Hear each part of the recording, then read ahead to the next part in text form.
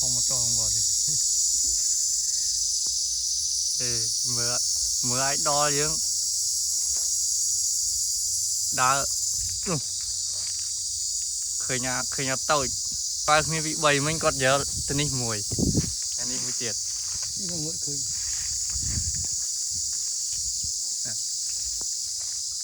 nè bồ ra với ba lo không được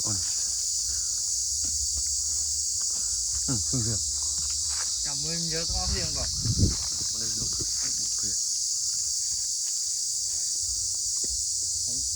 quy nó màu mưa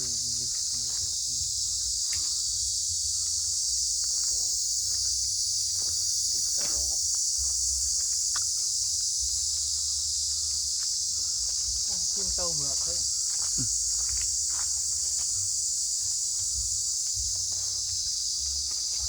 tắt rồi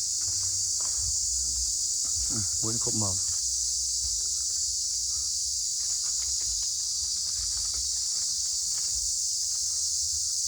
toàn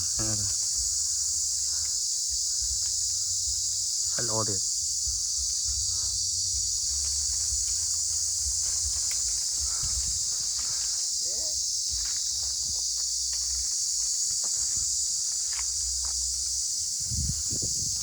muối phân thì ngày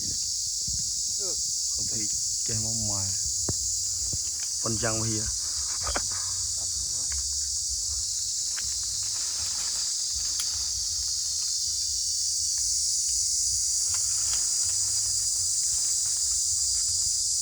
cốc ra rồi yếu hoặc là anh phong lên rồi bao nhiêu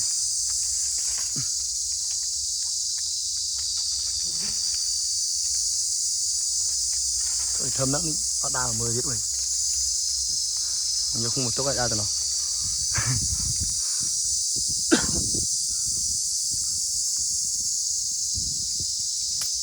không một tổ nhiều một lít rồi mà lít là lít kia đó không à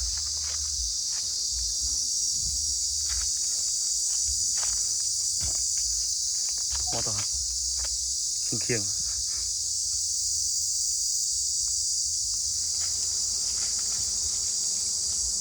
trái